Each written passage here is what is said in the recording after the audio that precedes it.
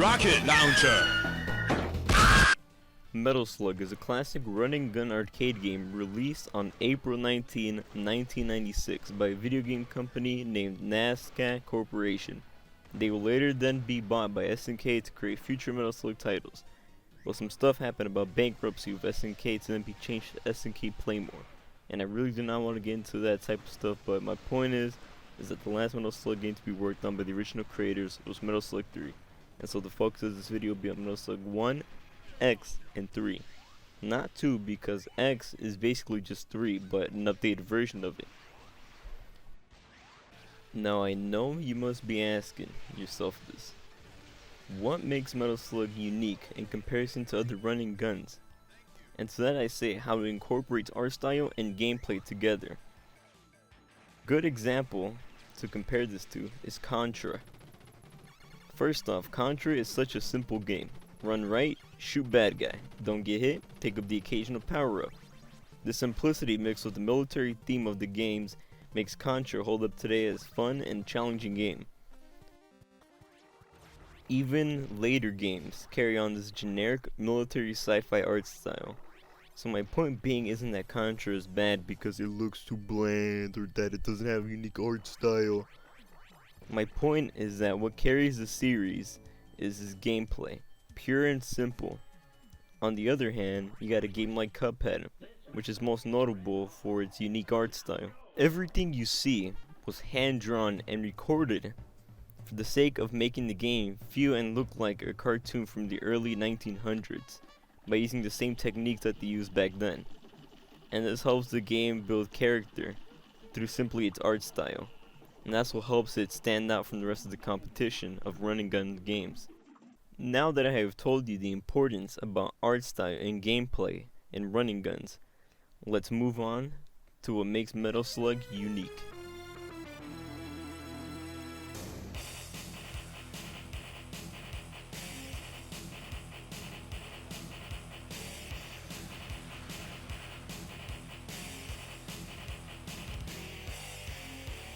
Metal Slug uses both the art style and gameplay to its full advantage to stand out.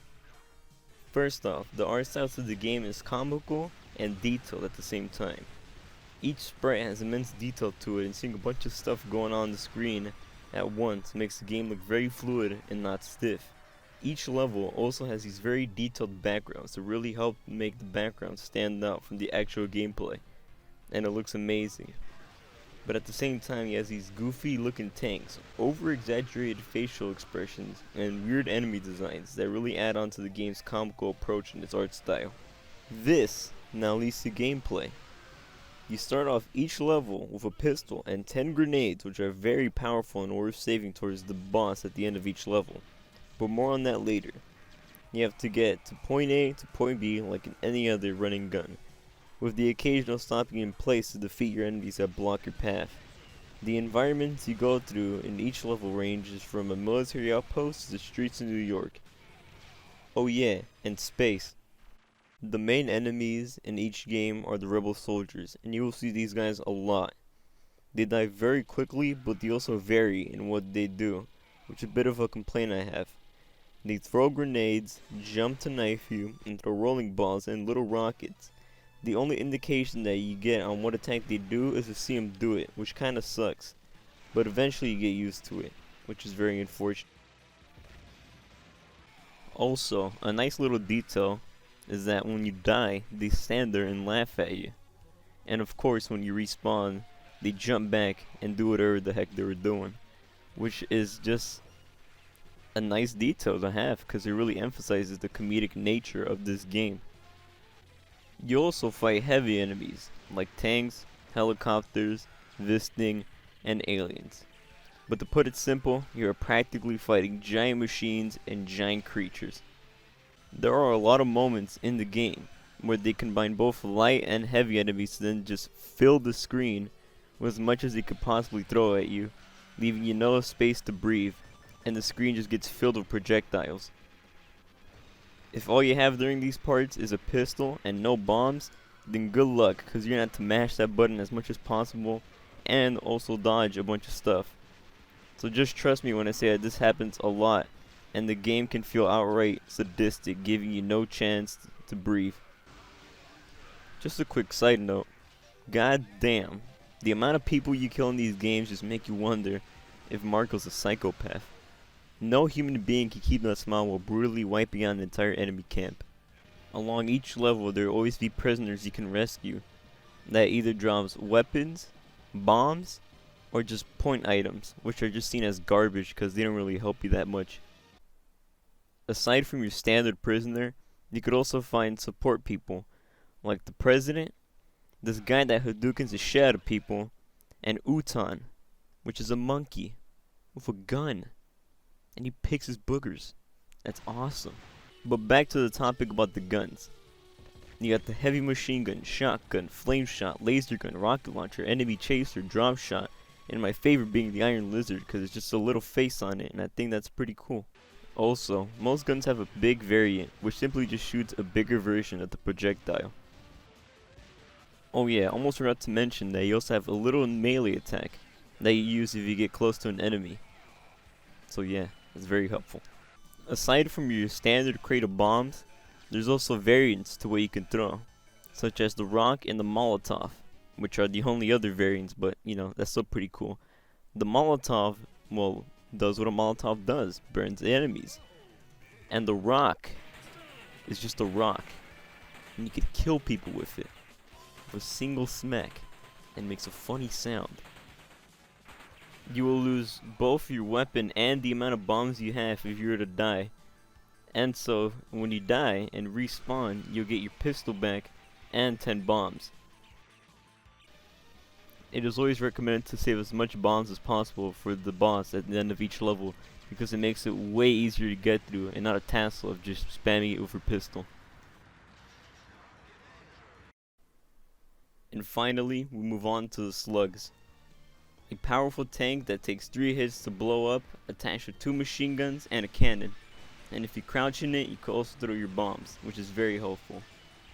Throughout each level, there will always be a slug or at least a variant, such as the slug camel, slugnoid, slug mariner, and so on, each having the unique twist to them, which makes them stand out from each other. And now on to the boss fights. You have to learn an entire level building up to this moment. Every boss in the game is meant to not just look, but also feel unique. Every boss, excluding the first one from each game, has a lot of health, and it's worth saving the items that you get from the level to be used against them because they take a lot of damage to die, and they also have more than one phase. They start off slow and don't really do much attacks, but once you've done enough damage to them, then they enter the next phase, which makes them not just faster but also introduce new attacks. Soul the Rocker, Hazmi, Jupiter King, Iron Nakana are good examples of bosses that require you to not mess up because of the amount of attacks they throw at you, making it stressful at times because you have to dodge and shoot. And I swear to God, the amount of times you die to these guys will make it so you can make a fucking staircase to heaven with all the corpses used from the amount of deaths you got from these guys. And it would even seem impossible to beat some of these bosses without dying at least once. But remember, Rome was not built in a day, and with enough practice of learning their attack patterns and dodging it and saving bombs, you would eventually beat the boss without dying. Trust me, one step at a time. Also, I want to take a moment to appreciate the soundtrack to this game. It is absolutely amazing. A majority of it is uplifting military themed music that really gets you pumped up during the levels. Sprinkled with some jazz and rock, which makes it amazing to listen to.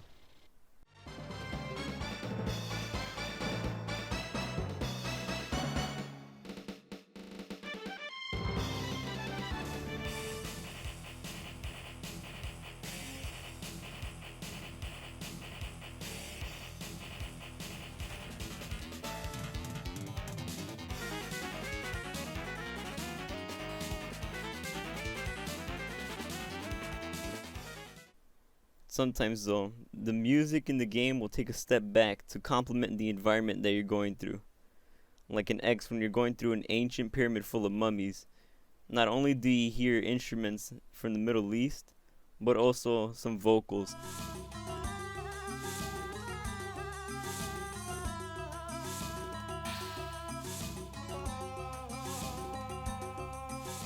But to be honest, my personal favorite out of the entire series will have to be Interstation because it's a little of everything while also being very high energy.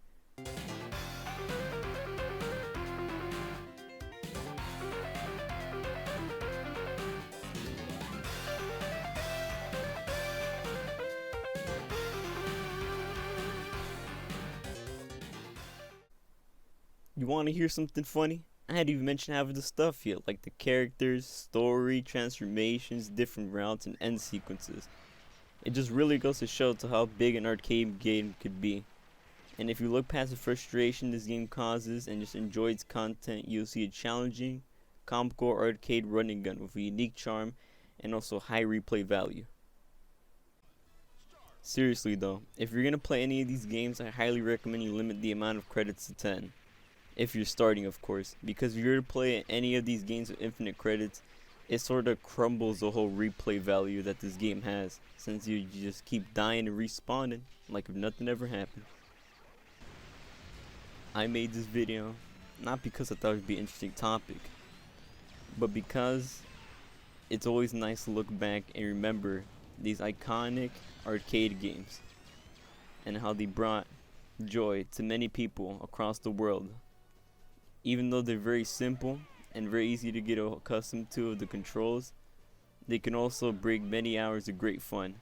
And it's always best to look back on those times back then where games were very limited to how far they could go, but how far they could also push it with the hardware that they had at the time. If you plan on getting any of these games, I highly recommend you get Anthology for the PS4 because it comes with 7 games, 1 through 6. And yeah, I know what I said, 2 and X. Sure, they're the same, but you know what? I still count them as separate. Even though in the beginning I counted them as the same, but ignore that. Get ready to pick up any of these games and have hours of enjoyment. And remember to have fun. Later.